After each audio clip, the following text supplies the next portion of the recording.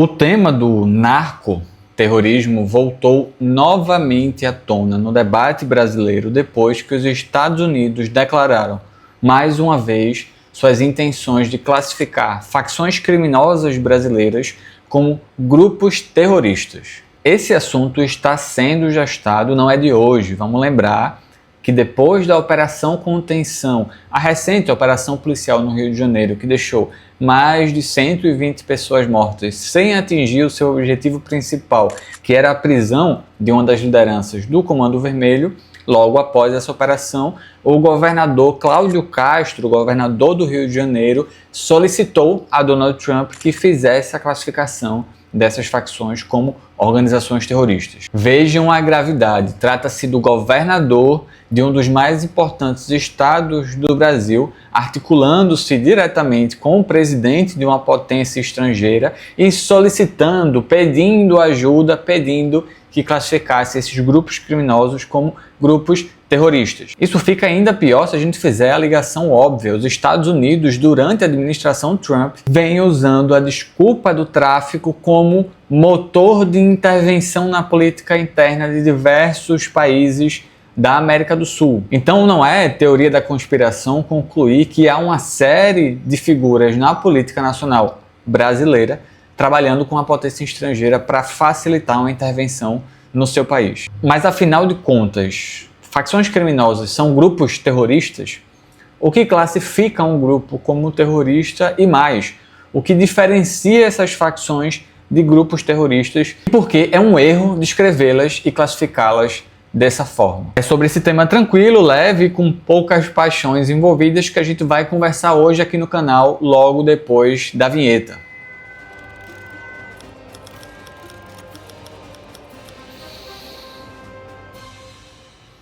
Meu nome é Euclides Vasconcelos, eu sou professor de História e Geografia, analista geopolítico, mestrando em Ciências Militares, e nesse canal a gente vai discutir sempre os temas da guerra e da política, e sempre é bom lembrar que minhas opiniões, análises e avaliações dizem respeito única e exclusivamente a mim e a minha responsabilidade, não refletindo nenhuma das instituições às quais eu esteja afiliado. Pessoal, como eu adiantei, logo depois da Operação Contenção, que foi no fim do ano passado, o governo do estado do Rio de Janeiro, junto com outros expoentes da direita brasileira, passaram a agitar com mais empenho a bandeira da classificação de grupos como o Primeiro Comando da Capital, o PCC, ou o Comando Vermelho, como grupos terroristas, pedindo aos Estados Unidos que assim o fizesse. Não é a primeira vez que esses grupos são descritos como terroristas dentro da política interna do Brasil. Vamos lembrar que lá em 2010, na véspera da invasão dos complexos da Penha e do Alemão, a queima de carros e ônibus pelo Comando Vermelho foi descrita pelo governo da época como ações terroristas. O que é que diferencia aquele contexto e por que, principalmente, esse tema volta à tona agora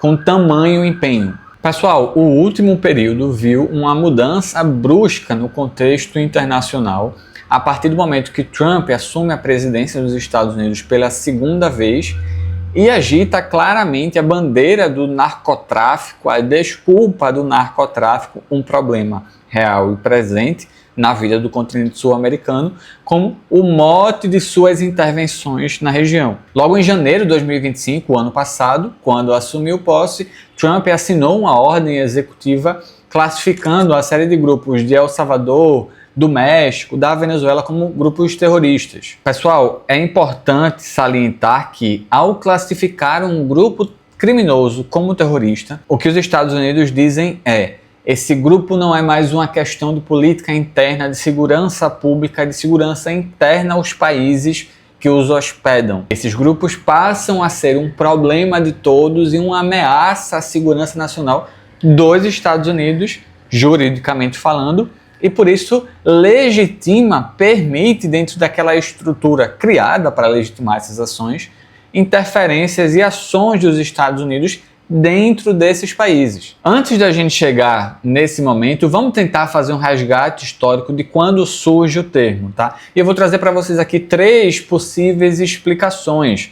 Fica até o final quem quiser as referências do conteúdo que eu estou utilizando aqui. Eu li bastante coisa e separei alguns conteúdos para deixar para vocês no final. O primeiro registro importante do termo narcoterrorismo remete à década de 80 do século passado, especificamente a 1982, quando o então presidente do Peru declara que seu país está enfrentando um novo problema de segurança nacional, que seria a união entre guerrilhas de esquerda, especialmente o Sendero Luminoso, e o tráfico de drogas. E segundo o presidente, esses guerrilheiros cobravam impostos de traficantes e produtores de coca e dos grupos que refinavam a cocaína pura. Essa lógica foi rapidamente transferida para a Colômbia, onde grupos como as Farc passaram a receber a mesma denominação. Poucos anos depois, em 86, o presidente dos Estados Unidos à época, o Ronald Reagan, assina uma ordem executiva instruindo os funcionários dos Estados Unidos, militares e diplomatas,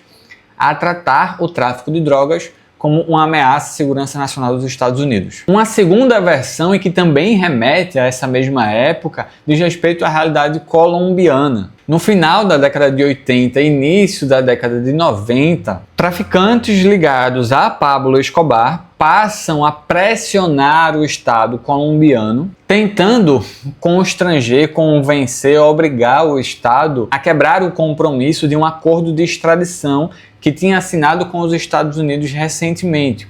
Era uma forma de garantir que suas figuras não fossem extraditadas, e o Pablo Escobar em específico, não fossem extraditados para os Estados Unidos. Essa campanha contra o tratado de extradição contou com a explosão de carros-bomba, sequestro de autoridades e até a derrubada de um avião comercial. É nesse período que o governo colombiano, junto com os Estados Unidos, classificam o cartel de Medellín como uma organização narcoterrorista. A terceira versão e mais recente remete à guerra ao terror dos Estados Unidos, especialmente a partir dos ataques contra as Torres Gêmeas em 2001. E a guerra ao terror, que vem na esteira desses ataques, conta também com a série de acusações por parte do governo dos Estados Unidos que grupos como a Al-Qaeda se financiavam através do cultivo de papoula e da produção de heroína. E aqui é que entra a nossa definição sintética do que é o terrorismo. Eu pretendo no futuro fazer um vídeo específico sobre o terrorismo, surgimento e desenvolvimento disso que é uma tática, ou até muito recentemente assim era abordado. Hoje vem carregado de um cunho moral e um cunho até religioso muito forte, mas o terrorismo inicialmente, em sua acepção inicial, ele é uma tática militar e, portanto, inclusive, muitas vezes é adotada por estados. O Estado de Israel que o diga, mas meio que magicamente sumiu do debate público a ideia do terrorismo de Estado. A gente não ouve mais falar nesses termos. Por que será? Vamos lá, pessoal, o terrorismo ele não é uma ideologia, ele é uma tática de combate muito antiga, inclusive. Um conjunto de técnicas que grupos, normalmente muito mais fracos, lançam contra o seu oponente, que geralmente é um Estado, com a intenção de provocar comoção, pânico ou terror numa população inteira, numa fração da população, nos próprios burocratas daquele Estado, mas que é uma tática, um meio para atingir um fim político. A gente vai voltar nisso daqui a pouco. Sabendo que não conseguem derrotar militarmente o inimigo, grupos que lançam mão de táticas terroristas tentam afetar o moral daquele a quem combate e derrotá-lo política e moralmente, ou pelo menos enfraquecê-lo política e moralmente a partir disso, fazendo muitas vezes com que a pressão popular sobre aquele governo, sobre aquele Estado, leve o Estado ou constranja o Estado a ter que negociar com aquele grupo combatente, aceitar suas pautas ou algo desse tipo. Vejam, houve um debate, inclusive, em movimentos revolucionários do final do século XIX e início do século XX, porque era muito comum que pequenos grupos revolucionários utilizassem de táticas terroristas, seja o sequestro de algum funcionário de um governo, o assassinato de alguma autoridade do Estado. Era muito comum, inclusive, na Europa, ali do final do XIX e início do século XX, que grupos anarquistas fizessem uso dessas táticas, mas não só grupos anarquistas. Inclusive, existe um debate clássico entre marxistas e anarquistas sobre a legitimidade ou a utilidade dessas táticas. com muitos marxistas famosos, como é o caso de Trotsky, por exemplo, colocando-se contra o uso dessas táticas terroristas. Tem um texto muito famoso, inclusive disponível em português, do Trotsky, que se chama Por que os marxistas se opõem ao terrorismo individual? A tradução desse texto está muito ruim. Ele é, na verdade, uma parte de um texto maior que não foi traduzido integralmente para o português e faz parte de uma série de artigos que Trotsky está debatendo um caso específico na Rússia, em que uma organização anarquista, ou melhor dizendo, da tradição populista russa, tinha desencadeado uma onda de repressão contra outras organizações revolucionárias a partir do uso dessa tática. E esse é um dos argumentos do Trotsky, que ele fala que é uma tática que afasta as massas, que na maior parte das vezes assusta os trabalhadores, separa-os da luta revolucionária e que, em termos de ganho, inclusive, promove um ganho relativamente pequeno, porque você comete um atentado, mata aquela autoridade,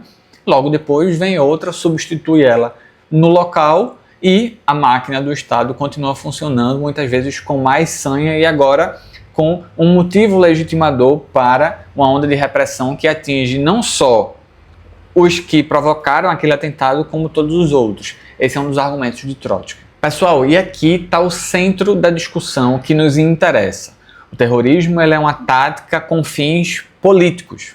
E aí eu pergunto a vocês, pessoal, grupos como as organizações criminosas brasileiras, como o PCC ou o Comando Vermelho, por exemplo, possuem fins políticos ou fins econômicos?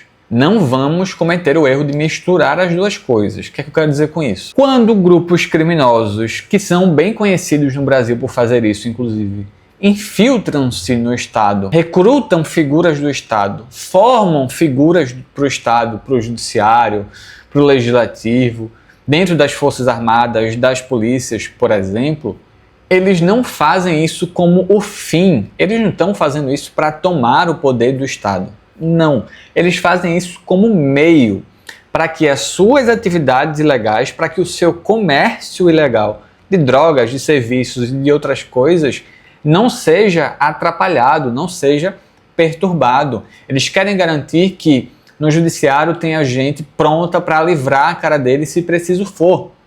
Eles querem garantir que o suborno ou até o recrutamento de determinado policial civil, militar, federal ajude-os a receber informações privilegiadas, por exemplo, sobre operações contra essas organizações. Eles não querem tomar o poder do Estado como um fim político. Eles querem infiltrar-se e ter informações privilegiadas a nível de Estado e de governo para garantir que o seu fim econômico não seja perturbado.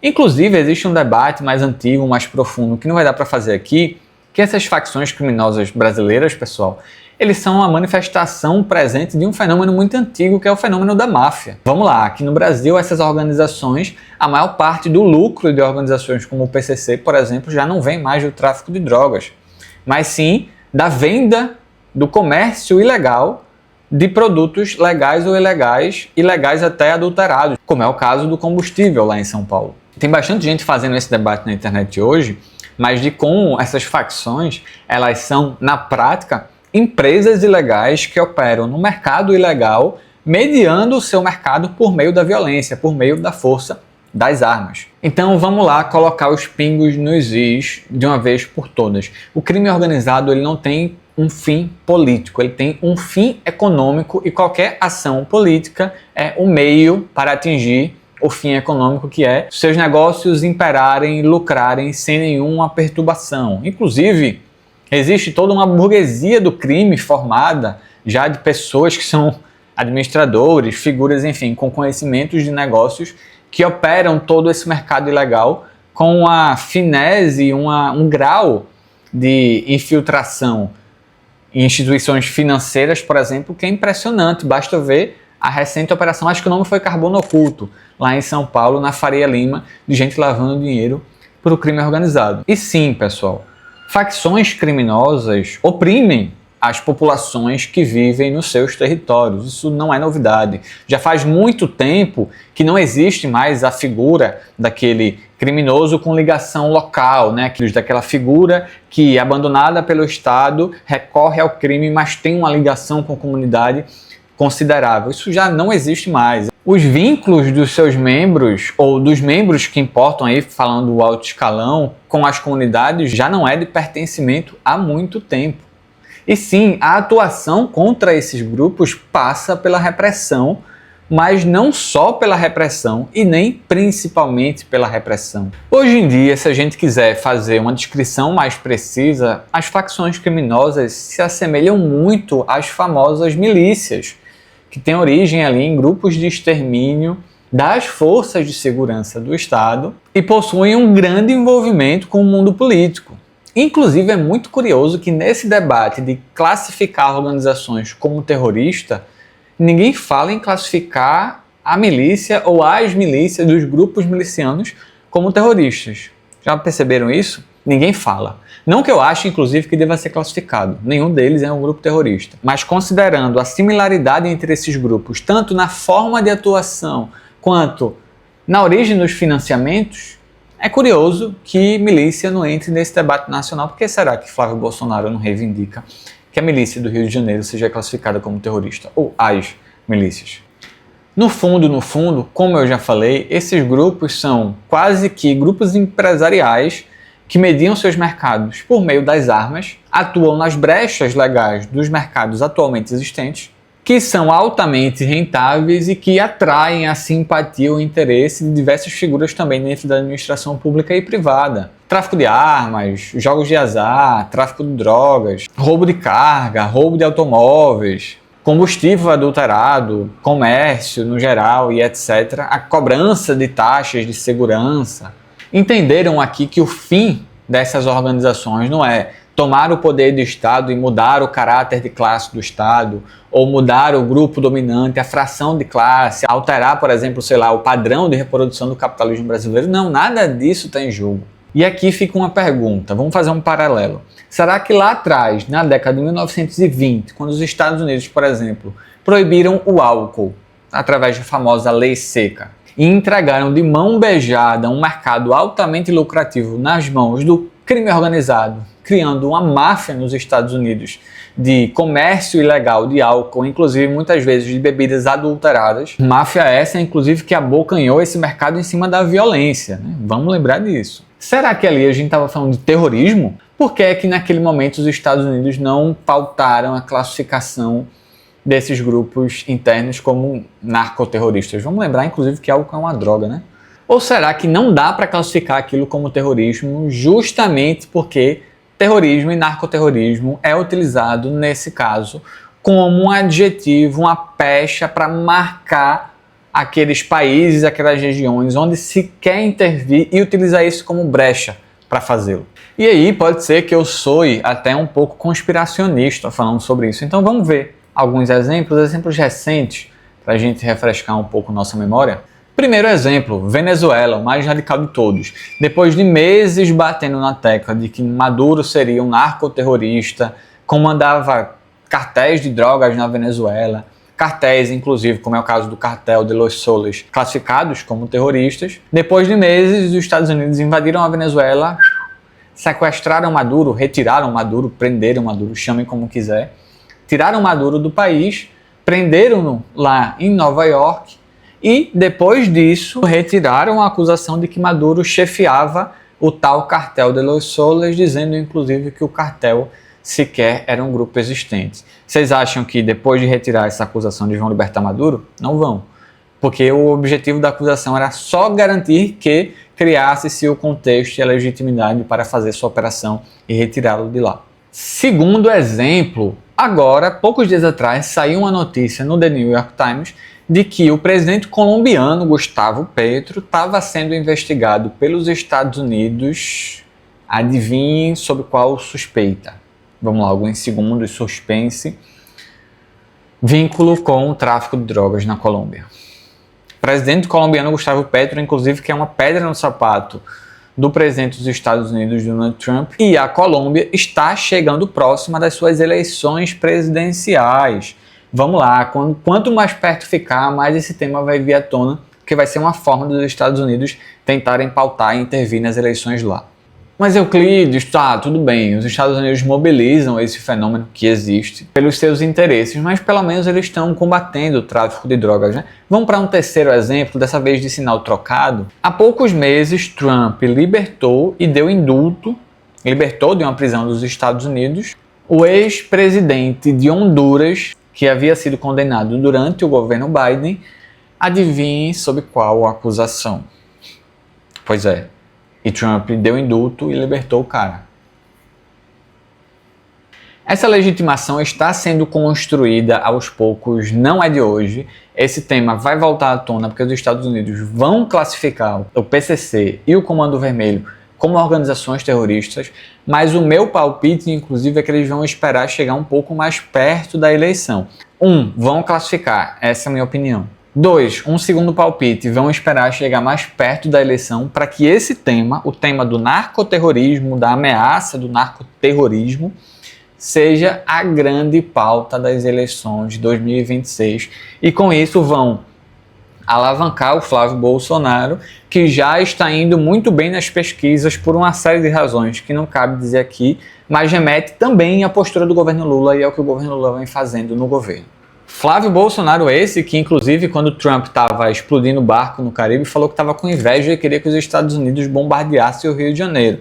Está correndo um risco sério de ser o próximo presidente do país, viu? E aí a gente poderia citar vários exemplos. O governador de São Paulo, Tarcísio, é um desses. E é incrível como essa galera acha que vai cair nas graças dos Estados Unidos, mesmo com uma série de provas de que os Estados Unidos não têm aliados, né? Eles têm servos. E aí a gente pode citar, perder de vista, Nicolás Ferreira é mais um que está babando para poder sentar no colo dos Estados Unidos. Os patriotas de meia tigela estão todos ouriçados querendo a bênção do grande irmão do norte para poder governar a colônia em nome deles. E aí, já se encaminhando para o final, um aviso. Com a lambança que Trump se enfiou lá no Irã, eles vão precisar de uma bandeira, uma vitória política, assim como foi o sequestro de Maduro, para poder agitar internamente. Eles vieram desse sucesso com o sequestro de Maduro, se enfiaram na lama com o Irã. E em novembro tem as eleições de meio de mandato que renovam uma parte considerável do Congresso americano, as duas câmaras. E Trump não vai querer chegar nas eleições de meio de mandato enfraquecido. Ele vai querer outras manchetes, outros golpes de marketing para agitar. Meu palpite, inclusive, é que será Cuba. Eles irão para cima de Cuba com mais sede de sangue do que já estão fazendo agora, né? Tentando dobrar a ilha com base na inanição. Faz mais de 3 meses que não chega uma gota de petróleo em Cuba. Qual é o país do mundo que sobreviveria 3 meses sem petróleo hoje, considerando que Cuba é uma ilha minúscula e sem produção de petróleo relevante? Então, pessoal, vejam só, a gente não precisa ser socialista, comunista ou qualquerista nesse sentido para perceber que os Estados Unidos estão moldando o continente sul-americano ao seu bel prazer, país a país. E isso não vai demorar para chegar em quem acha que não se envolvendo, não batendo de frente, vai ser poupado. Isso não vai acontecer. Que riscos o Brasil corre? Ainda mais, o que o Brasil está fazendo e como está se articulando para tentar mitigar e dissuadir os Estados Unidos dessas ações. Não estou sugerindo que o Brasil declare guerra a Trump, não, viu? Porque toda vez que você faz uma crítica minimamente, uma cobrança minimamente séria ao governo Lula, parece que você está pedindo para o Brasil declarar guerra amanhã aos Estados Unidos. Mas enfim, vamos lá deixar isso muito claro. Primeiro ponto, a classificação de organizações criminosas brasileiras como terroristas por parte dos Estados Unidos vai acontecer e muito provavelmente acontecerá perto das eleições como forma de pautar o debate eleitoral e favorecer Flávio Bolsonaro. Ponto pacificado, na minha opinião. Existe uma outra possibilidade, essa um pouco mais sombria, e a gente vai conversar sobre isso em breve. Quando acabar esse vídeo aqui, eu vou gravar esse segundo que vai sair alguns dias depois. Os Estados Unidos acabaram de assinar um acordo militar com o Paraguai que é assustador. O Paraguai, entre outras coisas, aceitou hospedar, receber a quantidade de tropas que os Estados Unidos quiserem fazê-lo. Essas tropas poderão andar fardados, andar armados, não estarão sujeitos à justiça paraguaia, mesmo que cometam crimes contra um paraguaio, serão julgados pela justiça americana, ou seja, A gente vai conversar tudo isso em detalhes, mas vamos lembrar, pessoal, que o Paraguai faz fronteira com o Brasil. O Paraguai e a Argentina fazem fronteira com o Brasil na famosa Tríplice Fronteira, que, entre outras coisas, é uma rota importante de tráfico de drogas, de armas e de lavagem de dinheiro, inclusive com a suposta atuação de diversos grupos estrangeiros lá. O PCC, por exemplo, tem uma presença marcante na Tríplice Fronteira. PCC esse que está prestes a ser classificado como terrorista por parte dos Estados Unidos. Vocês acham impossível ou difícil que aconteça alguma operação contra o PCC ou com a desculpa de ser contra o PCC na Tríplice Fronteira a partir do Paraguai e com a ajuda do retardado do Milei lá na Argentina? E vamos imaginar que os Estados Unidos já tenham dado um passo para isso e articulado uma aliança contra o narcoterrorismo nas Américas. Olha só, isso já aconteceu muito recentemente, esse encontro aconteceu lá nos Estados Unidos e essa aliança chama-se Escudo das Américas. Por óbvio, o Brasil não foi convidado para isso. Ainda bem, isso já mostra pelo menos que eles olham para a gente com alguma desconfiança, como tem que ser, independente de qual seja o governo do momento, já que o Brasil deveria ser uma liderança regional que ameaçasse a hegemonia dos Estados Unidos na América do Sul.